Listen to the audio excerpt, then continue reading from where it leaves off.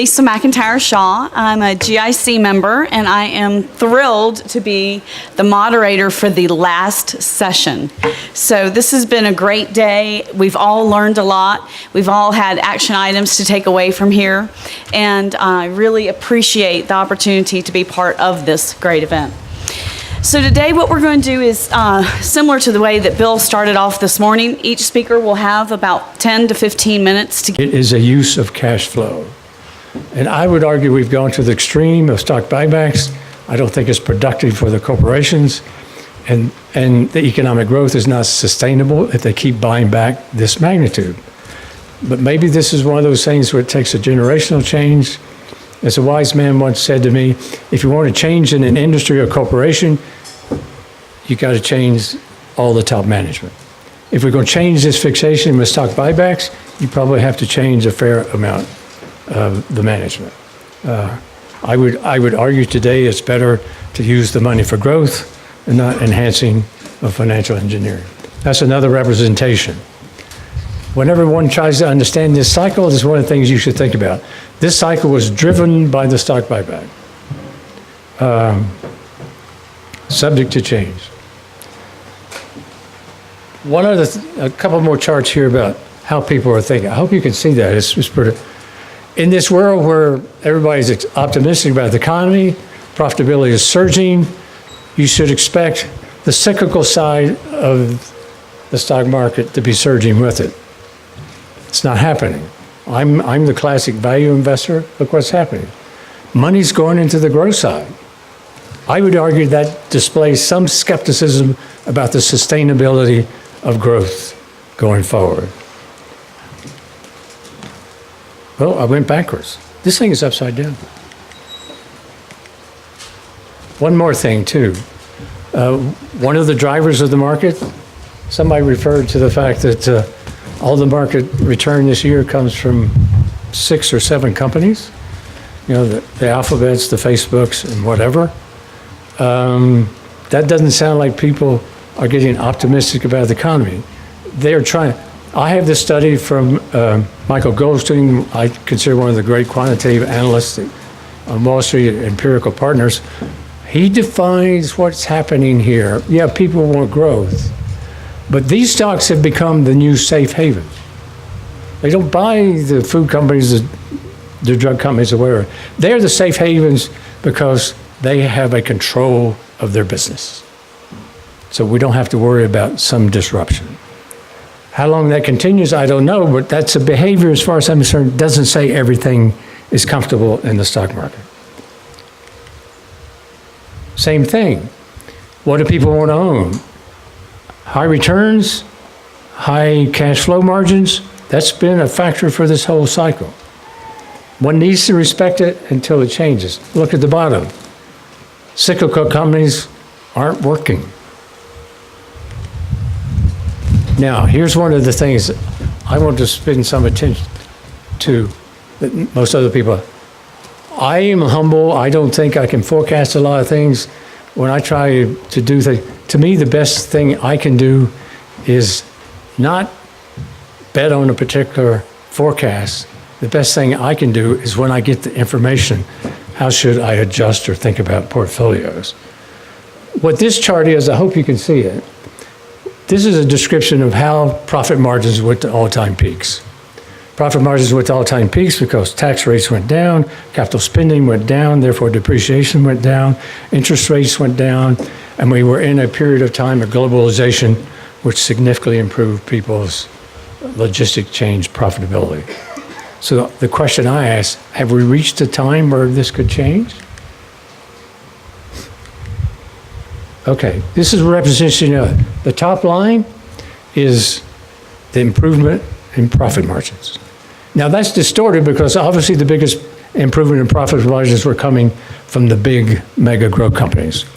But underneath the surface, there was also improvement. And to me, this is important because if this market is going to change, it will be because that changes. And then we get to the next stage. It's not just earnings, it's free cash flow. If the market changes, it will be changing because incremental free cash flow margins roll over. That is a condition for where this market got to. Danielle referred to 40% of the growth in S&P 500 has come from financial engineering, retirement of stock. If free cash flow margins decline, there's less money to do that, and then we'll have difficulty. This is just a representation. Where was that the biggest impact? Technology companies. They have, they had the biggest improvements, therefore the biggest improvements in cash flow. They have been the leadership about the market. Might that be subject to change? This is not a political statement. What the point of this is the threat to world trade. I interpret more as a threat to the logistics change that corporations developed over the last 20 years. If you look at the automobile industry series, where have they put their plants, where they could get the best labor, where they could get the best return, move it around the world. The trouble we have today in this tariff issue is you are potentially disturbing that. And that would be a significant impact on profit margins. That's why I think people are a little too cavalier about this dispute that we have at the moment. It could damage profitability and therefore have an impact in the market. Last topic. There was reference to ETFs and quantitative and whatever. I think there's a potential risk, significant risk, in the structure of the market. And the reason I refer to that, one of the things I do, I'm a lecturer in financial history with Bob Bruner, who was the dean of the Darden School at University of Virginia. And you go back and look at financial crisis, a fair number of them were provoked by, they came up with a financial innovation that was tremendously valuable, and then they took it beyond financial innovation and started from a defensive measure or hedging measure to how it could be used offensively. ETFs are at a size I think could be a potential damage. And it's best described in this next chart. I encourage you to try to read this, because there was reference to the high frequency trading, how long people held stocks. And this is from a piece by the economist at Goldman Sachs.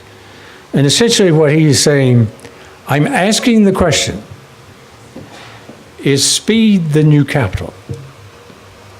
Is the liquidity the new problem, the previous leverage problem? In other words, what's high frequency trading? What is it? 60 to 80% of trading today is computer driven. It's based on a model. The model is based on correlations. There could be periods of time when you get fluctuations in the market that disturb that correlation, at which point the computers pull back. There goes my liquidity. And I'm intrigued by nobody refers anymore to the conditions January 26th to February 9th. That's when we had the huge volatility. The market dropped 12%. In that period of time, the average stock dropped 14%. You were in free fall. The only thing that stopped that decline was the stock buybacks. For 3 weeks out of the market, when they came back, we stabilized that decline. So I'm asking the question, in an uncertain world, and we have the computer trading, could there be some glitch, could there be some catalyst or whatever that sets this off again? If so, that won't be something modest. And the problem with that is you have to anticipate that, because once it starts, it happens so fast, you won't be able to protect the portfolio. I use a reference here. This is 1962. I think it's relevant today when we're talking about politics. That was the fastest decline that had happened in the market in 50 years. What happened? There was a confrontation between John F. Kennedy, the president, and the steel industry. He said, don't raise prices, and they did. And bang, the market had some fear about, are we in a new world? So there could be some accidental event that create this potential issue. So I encourage you to think about that. And with that optimism, I'll get back to the panel here. Oh, wait a minute. I forgot my favorite chart. I want you to look at that. How to invest today. This is the Roadrunner. Okay, we're all out trying to chase and get a very attractive return. The last is most important. I still think we're in an environment where you try to make money, but make sure there's a mattress under your portfolio.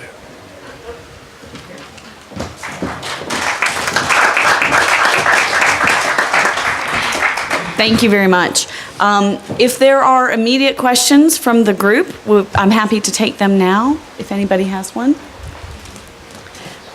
Okay, then we have a few minutes for questions, so, okay, please. Jill, make her way over to you. How high do you see 10-year treasuries going before the next recession? After the next recession? Excellent. You were just speaking about risk parity trades unwinding. I think it's pretty fascinating to see what happens in the world when the 10-year treasury crosses the 3% line. Some country blows up.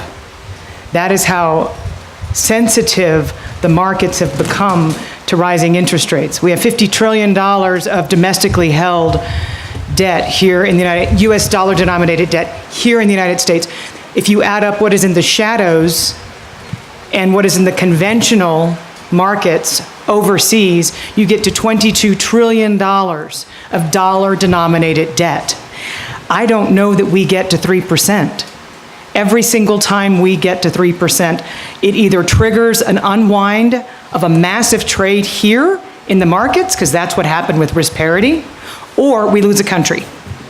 So I understand that there's reasons why we should see the 10-year rising, but at last check, again, we're 24 basis points shy of inverting. It is the 2-year that continues to move up.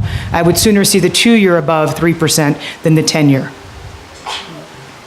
In our work, we have assumed a range of 2.5 to 3.5, and we think we could see 2.5 before we see 3.5. Mm-hmm. And that would, several things have to fall into place for that to occur. Inflation needs to be truly transitory. Second, the thoughts or predictions or forecasts about a recession need to start to come into play, and we would see that first, I think, in the credit cycle and in the CLO space. But the second largest bet that exists today in the futures market, besides the euro dollar, is a short position on the 10-year treasury. 500 million contracts net short by speculators. And it's the old rule, when all the experts are on one side, take the other side of the trade, it's probably in your favor. But we're kind of in that, you can drive a tank through that range of 2.5 to 3.5, but I don't think the market is anticipating or expecting lower rates from here. You know, I would add something that came to mind when Bill was saying he's watching the FANG stocks. That's his ding, ding, ding indicator. Throughout the period of January the 26th until we said February the 9th, that February the 6th, February the 9th, the VIX went crazy. Stock market volatility took off. What stayed on the ground was bond market volatility. So if you don't follow the MOVE index, add it to your screen, MOVE. It is simply the sister index to the VIX that represents the bond market. And I think when you see credit market volatility start to perk up, that's your sell signal. Any other questions from the audience? Go ahead.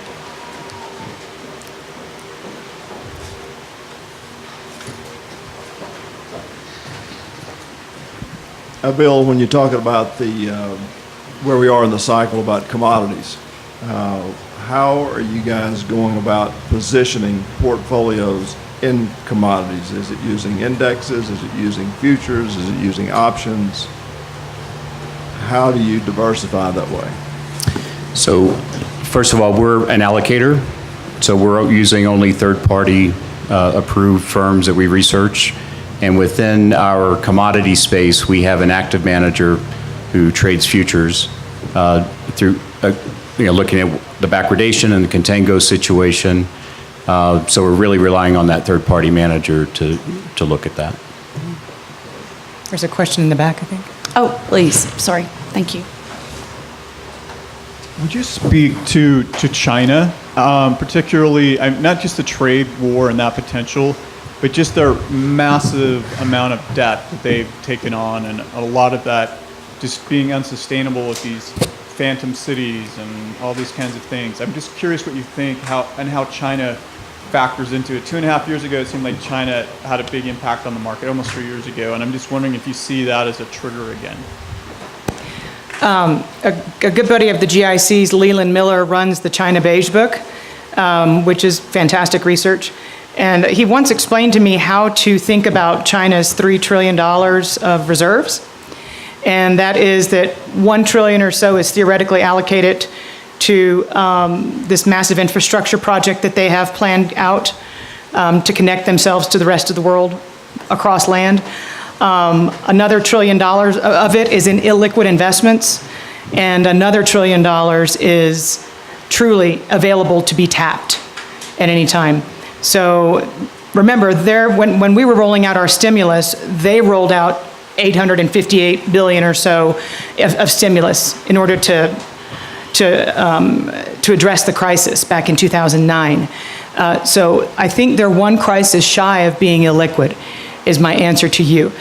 As of now, every time there's a crisis in any Chinese debt market, what they do is invent a new debt market and move it. They recently invented the municipal bond market in China. So they were able to move what was rotten on bank balance sheets to a whole nother market. And they've been able to do that by virtue of the fact that they've got as much dry powder as they do. I'm not sure if either of you have any other thoughts on China. I'd like to add one thing about China. I forgot to mention. It's relative to the tariffs. Everybody seems to relax. They do the GDP studies and say the tariff is only affected, 0.3% of GDP or 1.2 or something like that. I think that's the wrong way to look at it.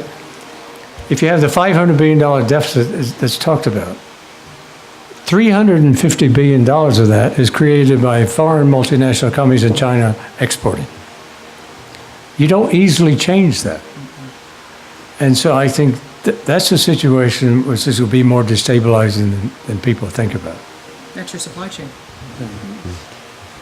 Bill, do you have a comment on? Okay.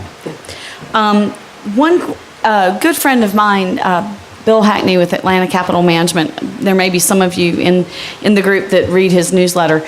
The gist of his most recent quarterly newsletter was that before the stock market unwinds, the bond market is going to unwind. So any of you want to, and if that's the case, because this is a little bit of a negative feeling that this panel has, the second part to that is, what should we be doing to protect our portfolios? Bill, you talked a little bit about your allocation, but I want to hear maybe a few more details. So the question is, does the bond market have to unwind before the stock market does? Danielle, why don't you go first? Well, I think I've already given my answer. The global credit market, there was a report out 2 days ago that found that global credit is now $247 trillion. So we've really had a re-leveraging of similar magnitude to what we had in the build-up to the great financial crisis globally. And again, the Bank of International Settlements, the World Bank, everybody's concerned about this massive amount of credit. And what we don't know, and what concerns me the most, is, when I was at the Fed and Bear Stearns was blowing up, one of the first things we heard about and promptly Googled, was German Landesbanks.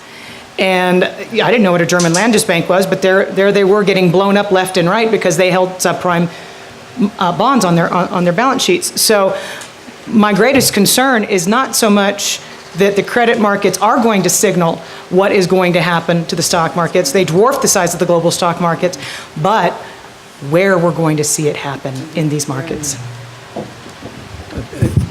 Just a short addendum. the question you asked, I worry about it all the time. On Monday, I have one answer. On Friday, I have a different answer. To me, it's pretty, I boil it down and I ask for advice. If growth disappoints, I think the problem is the stock market, not so much the bond market. Now, Danielle's low-quality bond market would be a problem. But if we go back to the volatility period of January, February, remember, that was set off by a fear of inflation. We had a bad inflation number, and bonds and stocks went down. So if it's something out of the blue that was creating a surprise on inflation, my fear would be they both go down. How do I handle that? I have a intention within our firm. By the end of July, we will be 50% cash. We will relax and wait to see what happens.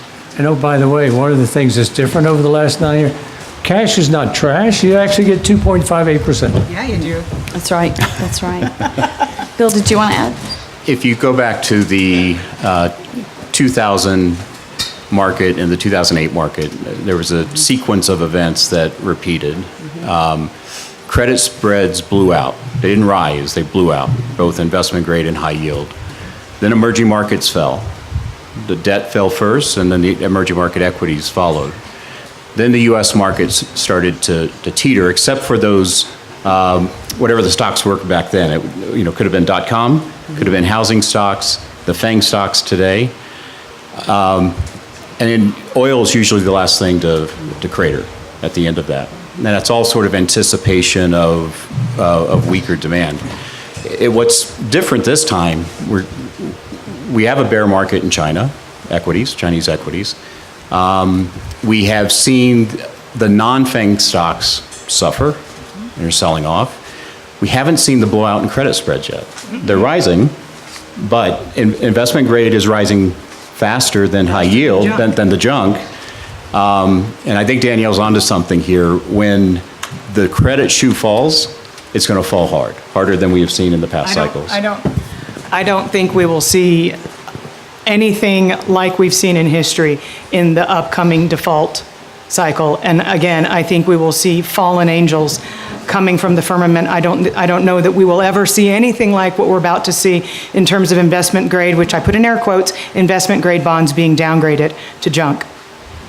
So beware of credit spreads widening. So I think the takeaway that I have is put your seatbelt on. There's going to be some volatility, and be best prepared that we can. So I think we're right on time. I'd like to thank our panel very much. Thank you.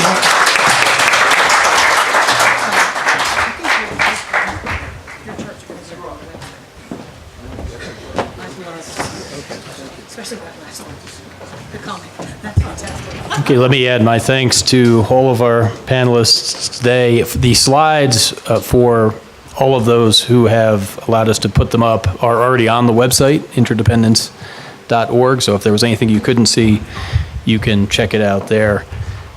And that will conclude our program. Let me thank Justin and Cody. Let me thank the Bronze Buffaloes for allowing us back. And I'm proud to continue the tradition we now have carried on for 10 years with this Rocky Mountain Economic Summit. So I hope everyone has some good takeaways. Thank you very much.